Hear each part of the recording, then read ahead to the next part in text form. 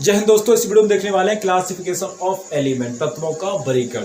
तत्वों का वर्गीकरण कैसे कहते हैं भाई? मान लो आप किसी शॉप का दुकान पर गए, जनरल स्टोर पर गए, आपने देखा जो वस्तुएं नहाने वाली थी, मान लो नहाने, समझ में बहुत अच्छी कहानी सुना रहा हूँ, जा रहा हूँ। जो वस्तु नहाने वाले से मान लो साबुन हो गया भाई, लगाने वाला हो गया, नहाने वाला हो गया, जैसे आप कपड़ा धोते हैं वो लगाते हैं, कपड़ा धोने वाला हो गया, नहाने वाला हो। क्यों इनको एक पास पास रखा जाता है? नहाने वाला अलग भाई, मान लो नहाने वाले इसमें रख दी, नीचे उसके कपड़ा धोने वाले रख दिए। क्यों कि उनके एक दूसरे गुण एक दूसरे से मिलते जुलते होते हैं, उनके गुण एक दूसरे से मिलते जुलते होते हैं।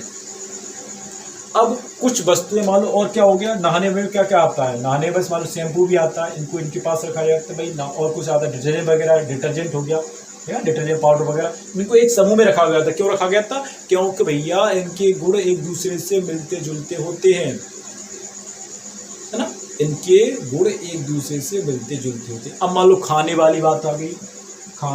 खाने में कौन कौन सी वस्तुएं आती है? बिस्कुट वगैरह वगैरह, जिस टाइप में बिस्कुट टाइप आपके होते हैं, अभी कौन सा बिस्कुट ले लो, तो इनके पास पास रखा जाता है खाने वाले को अलग। अपने जैसे खाने वाला कुछ और हो गया, कुछ और आइटम हो गया, इनके पास पास रखा गया, क्योंकि इनके एक दूसरे गुण एक दूसरे से मिलते जुलते होते हैं।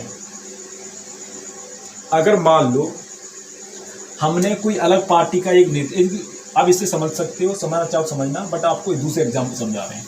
जैसे मान लो टॉपिक चल रहा है, जानते हो क्लासिफिकेशन ऑफ एलिमेंट, तत्वों का वर्गीकरण। आप जानते हो कि मान लो आपने कोई दूसरी पार्टी का नेता लिया, जैसे मान लो राहुल मोदी जी है, ठीक है, मोदी जी, आपने मान लो मोदी जी को ले लिया।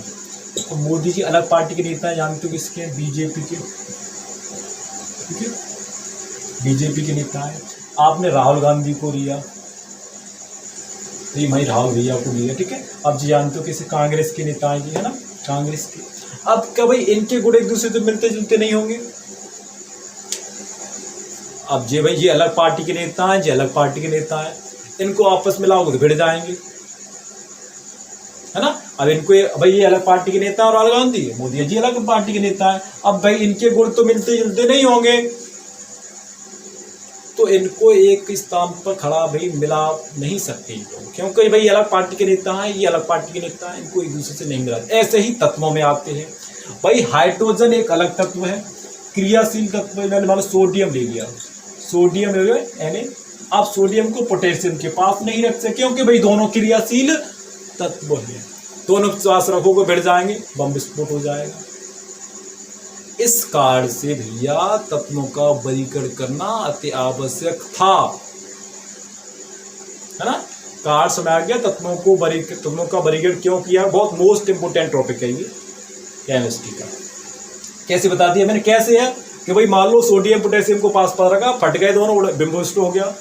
अब मोदी जी है, राहुल गांधी जी है, इनको पास नहीं रख सकते, ये याद रखो, है ना। मोदी जी ही राहुल गांधी पास रखोगे भाई, क्योंकि पार्टी अलग अलग है भाई, वो अलग क्रियाशील है, वो अलग अपने के लिए क्रियाशील उच्च है, दोनों को पास रखोगे बम विस्फोट हो जाएगा, बढ़ जाएंगे, चल पड़ेगा।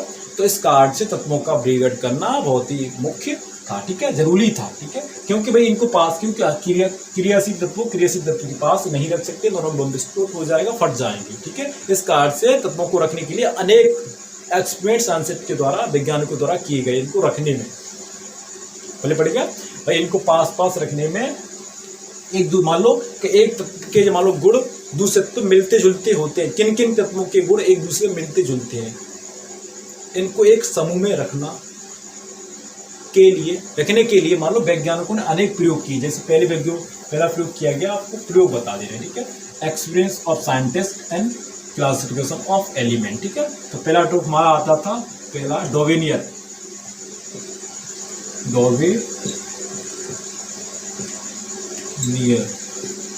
पहला टॉपिक क्या आता है? डोवेनियर।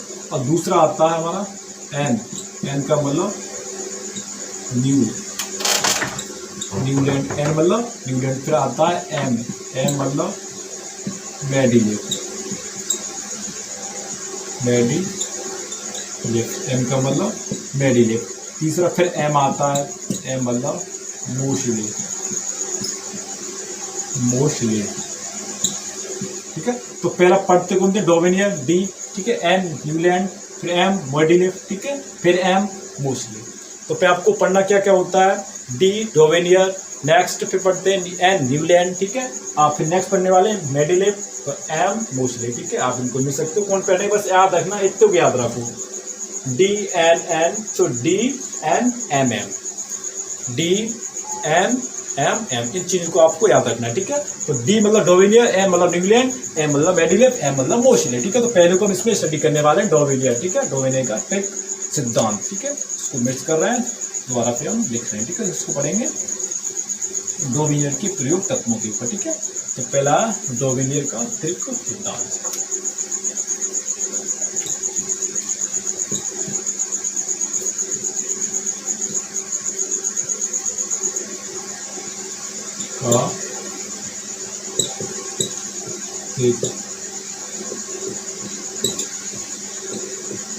सिद्धांत। डोवेनियर का ट्रिक सिद्धांत क्या था, मान लो कोई ऐसे तीन तत्व लिए जाएं, मान कर लिया हमने, कोई ऐसे तीन तत्व लिए जाएं जिनके, ठीक है, जिनका, और कोई ऐसे तीन तत्व लिए जाएं, जैसे हमने कोई तत्व, तीन तत्व लिए जाएं, त्रिक का मतलब होता है थ्री तत्व, तीन तत्व, ठीक है। कोई तीन तत्व लिए जाएं, जैसे हमने मान लो कोई तीन तत्व क्या ले लिया हमने, lithium, lithium Li, Na sodium, ठीक है, Na सोडियम, नेक्स्ट हमने लिया फिर पोटेशियम, के पोटेशियम, एन, अब क्या भाई, पहले कौन सा लिया हमने, लिथियम Li, ठीक है, फिर लिया हमने Na का मतलब होता है सोडियम, फिर लिया हमने के मतलब पोटेशियम। अब क्या होता है, उन्हें डोवेनियर ने बताया कि अगर आप पहले तत्व के परमाणु भार, मतलब पहला तत्व कौन सा लिया आपने, पहला लिया लिथियम, लिथियम का परमाणु भार आपने लिया, लिथियम का परमाणु कितना होता है, 7 होता है। अगर आप लिथियम क्या लिया आपने, लिथियम का परमाणु भार 7 लिया, दूसरे लास्ट वाले, बीच से मतलब नहीं रखते हैं, बीच से कोई मतलब नहीं रहेगा मैं, फिर लास्ट वाले का लिया आपने, लास्ट वाले का पोटेशियम का परमाणु कितना होता है, परमाणु भार, एटॉमिक वेट, परमाणु भार का मतलब होता है परमाणु भार, ठीक है, परमाणु भार का मतलब होता है एटॉमिक वेट। एटॉमिक लिथियम का कितना जानते हो, 7 होता है, पोटेशियम का 39 होता है। अब क्या करना होता है, लास्ट वाले, पहले वाले को और लास्ट वाले, पहले वाला और लास्ट वाला, पहले वाला लिख लिया हमने, लास्ट, पहला वाला कितना है 7, ठीक है, और लास्ट वाला, पहले वाले के परमाणु भार और लास्ट वाले परमाणु भार को जोड़कर, जोड़ लो, जोड़कर 2 से भाग दे दिया, 2 से डिवाइड कर दिया, जब भैया 2 से डिवाइड, तो देखो पहले हम भाग किसे दे रहे हैं, ये 7 है और जो 39 है। पोटेशियम का परमाणु कितना होता है, 39 होता है, 7 और 39 कितने हो गए, 46 हो गए, टोटल याद करो कितने निकले जाएंगे, 46 निकल के आएंगे, 46। अब 46 को आप 2 से डिवाइड करोगे तो कितना निकलेगा, 23, तो इसका पहले परमाणु कितना होता है, 23 होता है, पहले से लिख दिया, ठीक है। देख लियो आप 46 को 2 से डिवाइड करोगे तो ये निकलेगा 23। तो भाई क्या क्या पर भाई डोवेनियर ने बताया, अगर आप पहले तत्व के परमाणु भार और लास्ट वाले परमाणु भार को जोड़ते हो और 2 से भाग देते हो तो तीसरे तत्व का परमाणु भार निकल आता है। आप पहले वाले परमाणु भार, मतलब पहले तत्व लिया आपने, पहले तत्व के परमाणु भार और लास्ट वाले तत्व के परमाणु भार को जोड़ते हो और 2 से भाग देते हो तो बीच वाले तत्व का परमाणु भार निकल आता है। जी डोवेनियर ने अपने सिद्धांत के अनुसार, त्रिक सिद्धांत के अनुसार बताया। मैं आगे आपको फिर सिद्धांत क्या होता है, 3 तत्व इसमें शामिल होते हैं, है ना, कोई आप 3 तत्व ले लो, उनके परमाणु भार, ठीक है, उनके परमाणु भार, ठीक है।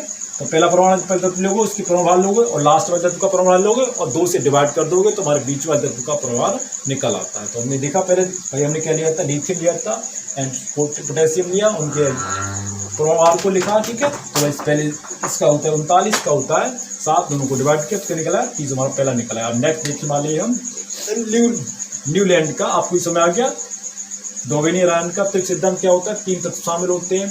आप क्या करोगे, पहले तत्व लोगे, उसके परमाणु भार को लोगे, लास्ट वाला तत्व लोगे, उसके परमाणु भार को लोगे, दोनों को एडिट कर लोगे, जोड़ लोगे, फिर 2 से डिवाइड कर दोगे तो हमारा 30 का परमाणु लास्ट से बीच वाले तत्व होता है उसका परमाणु भार निकल आता है। इसको मिस कर रहे हैं, दूसरा क्रम पर लिखा रहे हैं।